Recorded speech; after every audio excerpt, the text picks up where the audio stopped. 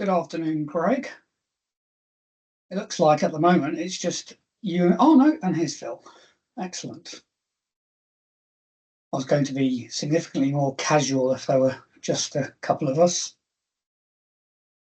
I hope you both can see me okay and see the screen. I have enabled cameras and mics and things. There's only 3 of us, so g'day. Excellent. Laura's on. Oh, fantastic. No, thanks for turning up. Let's get started. Don't waste your time. Hi. Hi, Laura. Hey, so good afternoon. I'm Neil. I'm the Chief Exec of LINQ. Thanks very much for joining this afternoon. I haven't done one of these for quite some time. As I think I said in my last LinkedIn post, my background has been pre-sales for about 20 years. So I'm used to demonstrating and talking at the same time, but these things always send a few nerves around when you do this kind of thing. The reason for the session today is that we have introduced a new AI modeling tool into LINQ, and I think it's pretty cool. So I wanted to do a bit of a session to help people understand what it does and how it can accelerate the conversation around good change inside an organization. So I'm not doing any PowerPoint. I'm going to jump into the application, run through the tool, do a couple of use cases, and eventually get right into a future state, look at a comparison, and then push that future state into a current state model for our organization that we're looking at. So hopefully you can see the screen okay. Yeah, good. So I am going to just, I'm in an organization, I've just called it Whatties. I think I had soup for lunch. It doesn't really matter. The AI likes to have the organization name because we can use it. We can go onto the internet, we can do a search about the organization, we can find things out about the business. So that was the only reason for putting an organization name in, but it doesn't really matter. From the home screen, I'm just going to go straight to our create model function. So this is a model is a container for content, and we just have to give it a name. So I'm going to do a new item acquisition process. With the function is procurement, so we pick our function from this nice long list and just say save. And we automatically open up this new model dialog for you, just a few hints about what to do. And on the right hand side, you can see we've got the AI model builder open ready. And a note here, it is beta. We are still learning the power of this tool and the tricks for making it work properly, and also learning from the content that people are adding into this tool. So this is effectively building a prompt in the same way you would create a prompt if you were using ChatGPT. It's picked up the industry category from my organization. It's picked up the model function from that function that we just added when we did the create model. So the only thing I need to add is a description. So in true preparation form, I've got just a quick description here that we're going to use.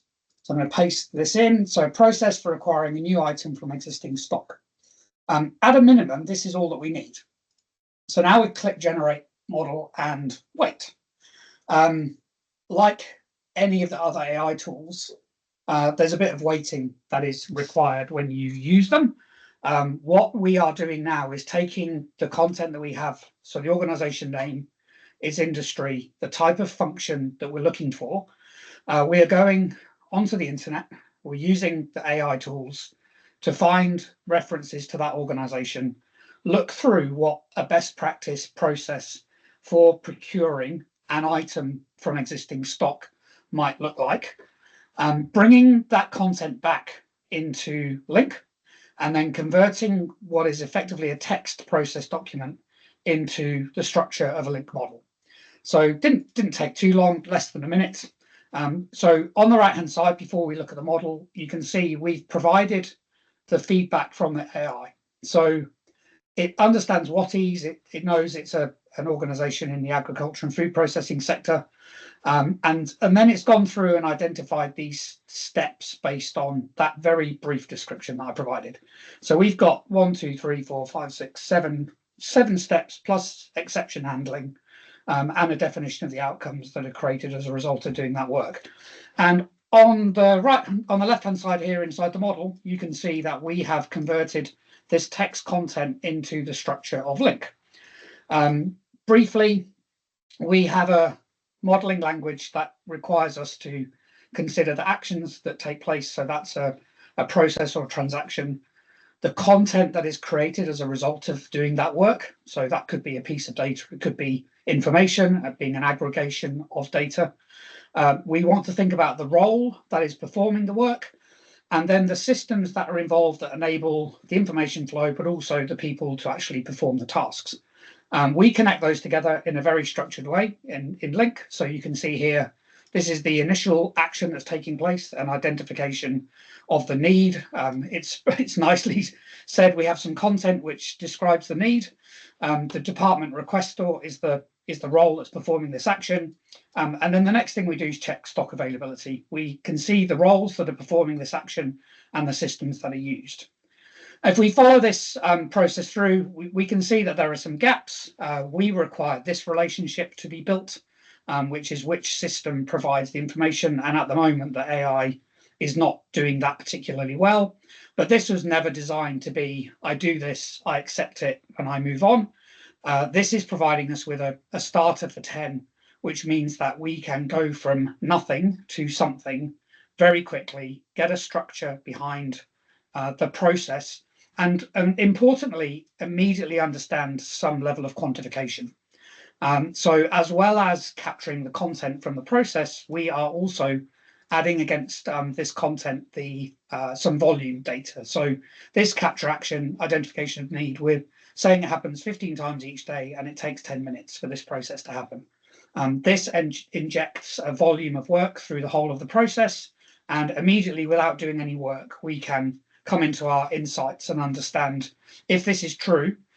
We've just captured 6,125 hours of action time and nearly 9,000 hours of roll time a year inside this process with the resources that have been identified by the AI. So it really is just designed to be this starter for 10, and then we are able to manipulate this process in order to bring it in line with our own systems. So we can go one step further. So I want to create a second model. I'm just going to call this one acquisition. And again, procurement. And we'll do a save. Our model builder will open. And this time I'm going to take this content here. This has come from a customer that we're working with at the moment. Fairly typical procedure document coming out of a business process modeling tool. So this organization are using BPMN to model processes. They have standard operating procedures. They're creating this text content directly from their system. So this time, because that's been described, and we could have it in a Word document, it might be embedded within a system. I'm going to copy this text, and we're going to just paste it down here in our more detailed description process, so we can drop that entire content in. And I'm just going to pull the brief description again and pop it into this description piece. So now we're trying to provide a bit more guardrail for the AI. It's still going to want to understand the sequence of events for this type of process, but we've given it more content here. And some of the things that we're identifying are roles. We've got a supervisor and a stock controller. We've got a finance system, and we have an inventory system, which we've said is an Excel spreadsheet. So it'll be interesting now to see what the AI does. So again, we click generate model, and off it goes and does its thing. So what we're trying to do here really is just, like I say, provide those guardrails for the platform because we have some knowledge. You can see in our prompt builder here, we could also define roles specifically, systems specifically, in inputs and outcomes within our process if we know them. We might not. So this has been designed to do some best guessing based on the content that we provide it. So we'll give this just another few seconds, and it will be interesting to see what it comes up with We are finding that an AI is like a 7-year-old child, in that sometimes it does what it's told, other times it ignores you entirely, and more often than not, each subsequent time you try to use it, it will give you a different result. So we are still working on the mechanisms by which we can understand the type of prompt that has been provided by the customer, knowing the organization name and the industry that they're working in, and understand the quality of the response so that we can have some learning baked into the platform. So you can see, based on this content, we've got a bit more content, but it's also broken up. So we're going to have to do something about this in order to have a process that is able to be visualized end to end. So again, we followed the structure of the platform. Down here, we've got a check inventory kind of step where if we have this inventory status, we might have to identify a supplier, create a purchase order, select purchase orders to the supplier, and receive stock into the organization. If we don't, we are picking stock directly from the store. So I'm just going to do a little bit of work so that we can show how we would complete this model, so that it becomes somewhat useful for us to be able to then maybe validate with the process owner inside the organization. So out of pick stock here, we're going to just have our stock reference, and that's going to be in the physical stock store, so we can finish this off. Now that I have stock, I need to be able to create this issue order, so I'm just going to connect this across. That issue order will say is done not automatically, but by the stock controller using the platform. So we can quickly add this in. We've now got some physical stock. We notify the supervisor for collection. So that's going to create an item request form, and this review item request form will say just ends up forming a receipt. So we're basically just joining the dots here. We can reprocess the layout in order for it to look nice, and this might be good enough for now in terms of helping us to articulate this process and validate it. As I said, we already have some data, so we have. Based on the hours that we're predicting, we've got 2,500 roll hours, but no cost inside the organization. So that might be something I quickly want to add into the model. So at any point, I can take my roles. So here's my stock controller. A couple of things that we'll very quickly do. We're going to set the capacity for this role. So maybe they work 6 hours every workday for 44 weeks of the year. So that puts a total annual capacity against this role. We're going to suggest that we've only captured 10% of the work that they do. So this model represents just a fraction of the overall work that a stock controller would do. And we're going to add a cost into this role. So we'll say that $80,000 a year, and we just have one of them in the organization. Supplier, we're not going to worry about because that's an external resource. And we'll just have a quick look and see. We have a supervisor as well, so we'll take the supervisor. We'll make them a bit more expensive for us. Again, this could be 10% of their overall work, and maybe they also work for 6 hours every workday, 44 weeks of the year, which accounts for leave and public holidays. And so now we have some cost and capacity immediately built into our model. And you can see over here on the right-hand side, we've got a capacity of 347 hours, which is based on 10% of their role being modeled with the capacity that we have. But now we have negative 2,300 hours of capacity available, which means both of these roles are highly overworked in this part of the organization. But without doing any other data entry, I'm able to come into the charts part of LINQ.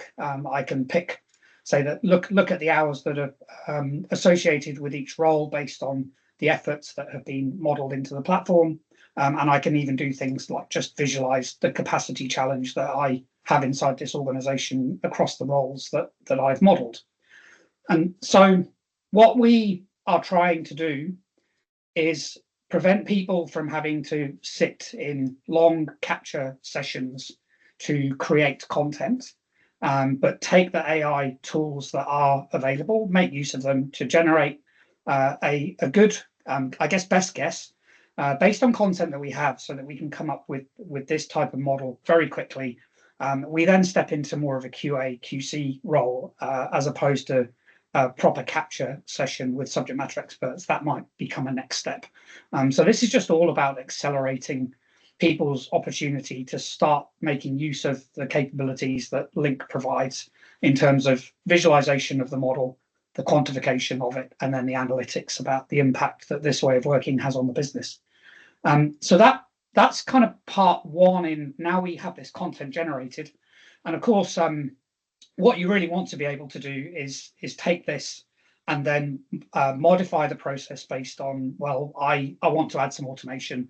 I want to make use of agentic AI. I want to put RPA behind my process in order to mitigate some of the admin tasks that might be associated with the work.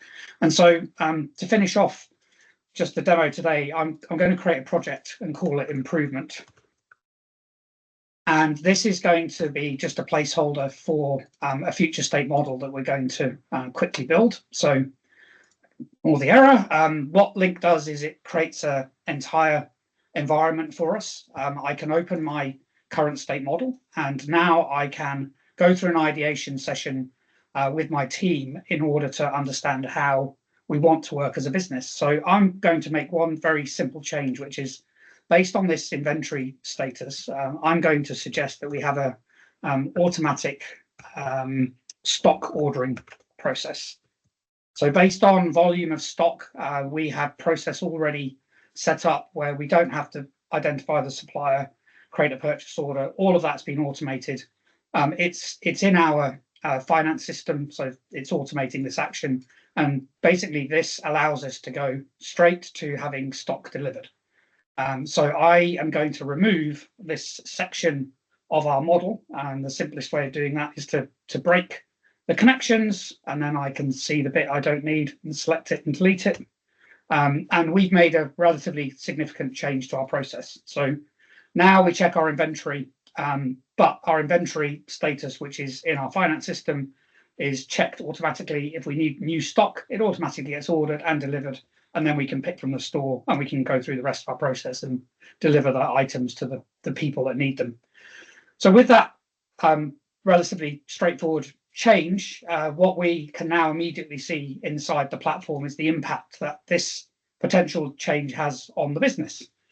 So we can see we've just removed 41% of the time associated with roles from our current state. And you can see in our charts here, we've had a percentage change in automation, which we've increased, and we've taken we'll have taken cost out of the organization as well in terms of the money that we're spending to achieve the outcomes through this process.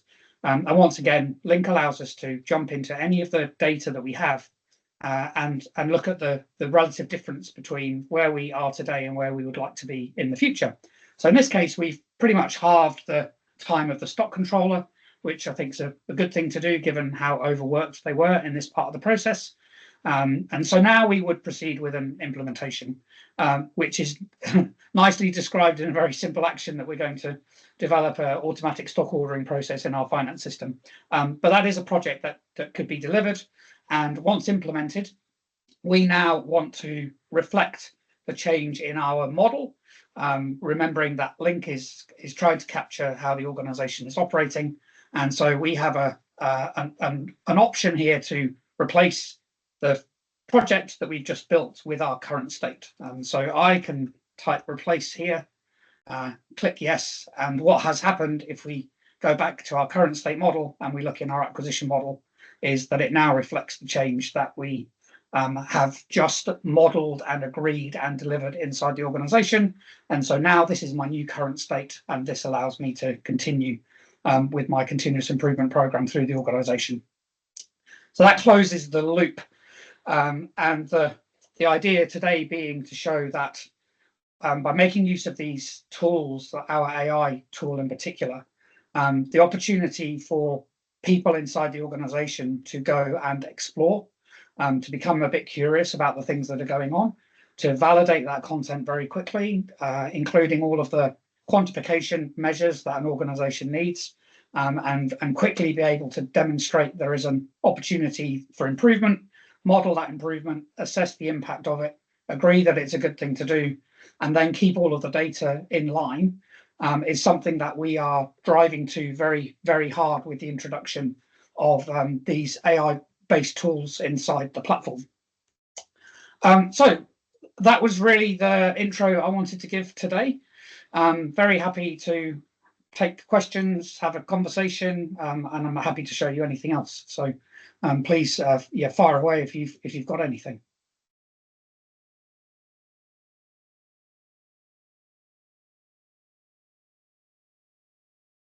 Hey Phil, I might ask you a question then, as you're there. I jumped on and took a look at the at your website earlier because I saw you'd signed up, and thank you for doing that.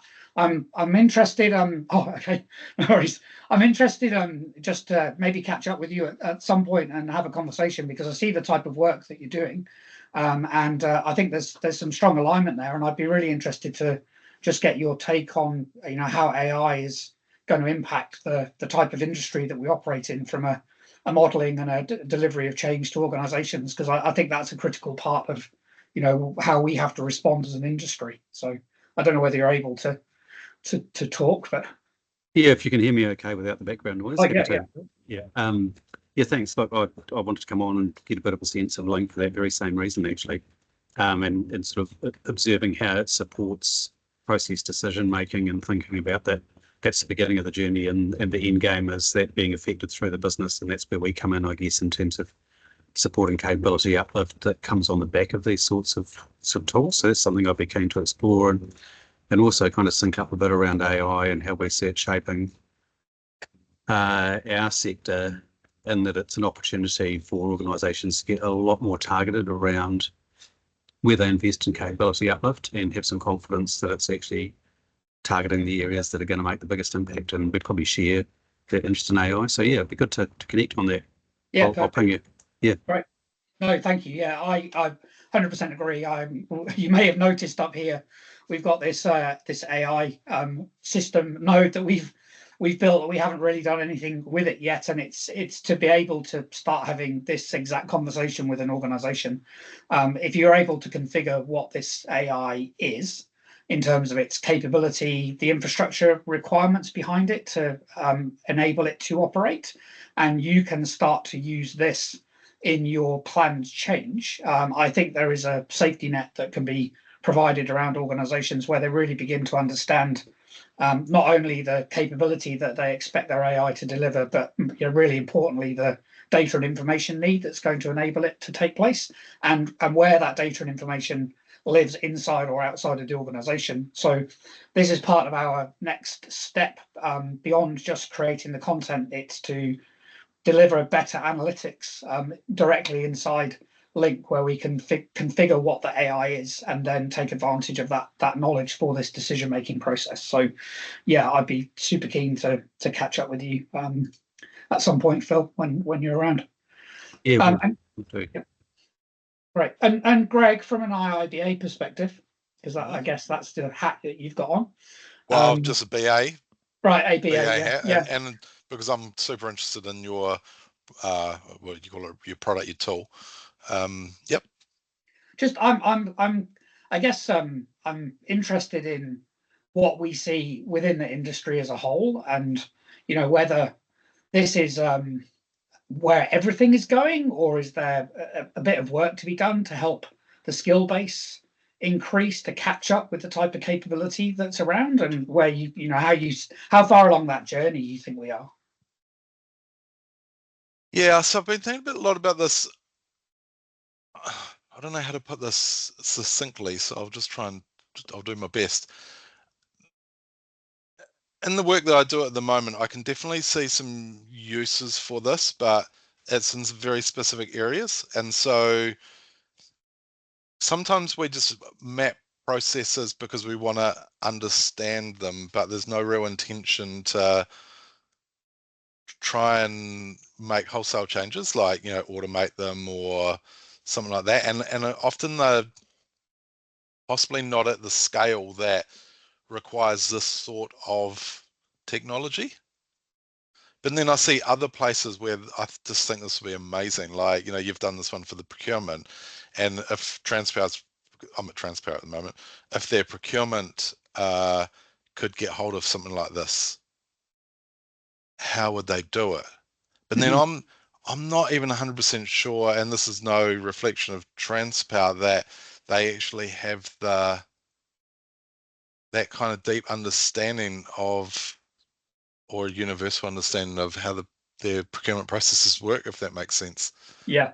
They have a lot of experts that they have different categories, transformers and circuit breakers, and each one's got its own category manager and they do their thing. And I'm not 100% sure if there's even like so yeah, so that's what I think about when I see this, is that I think it'd be amazing for large scale, highly repeatable processes. And I'm just trying to figure out how that would fit in, but that's not really where I work. Yeah, sure. No, I get it. I think there's a use case around curiosity that we possibly haven't quite nailed, which is I'm not sure I want to do anything, but I want to know something that I don't know yet. And how do I capture enough content quickly to kind of spark that curiosity that then turns into the value proposition for understanding and then playing around. And you don't necessarily have an outcome in mind, but you get to the outcome through the process of that discovery. So yeah, I'd be keen to chat more a bit about how we might and whether that's a skill set that people have to learn, or whether it's just a character that you can find in people, and with the right people you can inspire them to do things in a different way. So yeah. And I know with Neil and I've chatted once before about this, and one of the things where I kind of see I see the real value in this stuff, but also, if you guys are familiar with the kind of ideas around operating models, and if you put in a new function in an organization, what is the impact on that organization in terms of increased requirement for FTE and increased what are the new processes that you need? What are the people that you need to run those processes? What's the kind of the governance? So what decisions are required, and at what levels, and that sort of thing. And so, just as a real quick example, I worked at NZTA, and I was on the clean car discount project. And one of the things we didn't really struggle with it. I mean, but it was a pretty manual kind of process to go, okay, we're going to do, we estimate we're going to do 10,000 of these transactions a year. It was fairly automated because it goes through the motor vehicle registration system, but there was checks that needed to be done. There was instances where the CO2 value for a particular vehicle wasn't known, therefore that would require a manual intervention from someone in the standards team. Someone might go and purchase a vehicle and then change their mind, but someone's already put in the application, so then you had to reverse the application. Or if they registered their vehicle and then either paid the fee or got the rebate, and then they drove out and got hit by a truck, or the car did, on the way out of all of these different things that kind of happen. And if you kind of had a tool like this where you could kind of put that in, and then you could kind of say, well, if we need to reverse something, then that's an hour of this person's time. If we need this decision over here, that's 30 minutes of a manager's time. So that's a different level. And then you kind of hit compute, and then it says, right, you need 5 customer service people. You need 2 managers. Because you're always going to need a manager. And you might get away with 1, but then what happens when they're on leave? And if you could kind of have something like this tool here. Sorry if I'm waffling, by the way, but this is where my mind goes when I see this sort of tool. It's that kind of complexity that you can't do in your head. Yep. Well, I have some good news for you, which is we are working on that right now. Okay. Our next project of capability into the platform is around the temporal side of the process, creating Yeah. queues. And then how do you identify bottlenecks, and what happens Yeah. if you adjust resources to mitigate bottlenecks, so that you can effectively balance out the ledger. So yeah, we're working on that right now. So hopefully in, I don't know, 4 or 6 weeks time, I can do another one of these, and it will be an intro to the kind of temporal modeling and the scenario work that we'll have built into the platform. So I 100% agree. So yeah. Nice. Okay, cool. Thank you for Oh. bearing with me on that. No, that's quite all right. Yes. No, that's I don't want to take any more of your time than we need to. I've achieved what I wanted to. If you have any more questions, please feel free to fire them to me afterwards. Phil, I'll drop you a line and we can catch up when you're in Wellington. Yeah, I'd look forward to that. And Sorry, Greg, Laura, you've been very quiet. What's going on? What are you up to? Well, you can tell them, Laura. It's fine. Okay, yeah, I'm just a fly on the wall. Okay. I help Neil out with a little bit of marketing strategy Okay. Oh, no, that's right. direction. Cool. And so yeah, it's great to hear people like the scenario that you just described. It's great to hear use cases and you know the potential for the tool, and trying to find the sweet spot for selling this. Yeah. So I do appreciate you three turning up. It meant I wasn't talking to myself. Yeah. And thanks for bearing with me. I'm going to make this a regular fortnightly thing and come up with a topic for 30 minutes and just keep pushing myself out there so that we can get some messaging. So you please spread the word if you found it interesting. You think there are other people that would benefit from it. And I look forward to catching up with you all again very shortly. Can I just make one of the things I'd be really keen, Neil, is that if we could bring along a scenario or something and you try and map it for us, I think it would be really cool. Like, even if it's something where, like something that I'm working on at the moment at work that requires a range of people doing, so we've got one where we've got it's called basis of design, and so every project at Transpower now kind of gets it's like a requirements document, and then it kind of goes through, and a project engineer writes it, and then it goes to principal engineer for endorsement, and then it goes to one of two governance groups, and they basically either approve it or reject it and all that sort of stuff. I just think, I don't know, it's not at that scale that I was talking about before that necessarily requires this tool, but I think for me to understand it, like, I kind of just like to really understand it, I kind of need to see one of my own processes in that tool. So that could be a really cool thing to do. Okay, I'm up for it. Okay. I'll let's get something set up, and we'll specifically get you to come along, and you and I can role play it as necessary, and I'll model it as we go. Yeah, that'd be great. Be good fun. Awesome. Okay, fantastic. All right, thanks, thank you all. Enjoy the rest of your day. Safe travels, Phil. And thanks very much, Neil. See you, Phil. All right. Okay. Cheers, Greg. Bye, Laura. See you next Thank time. you. Cheers. Bye-bye. Bye.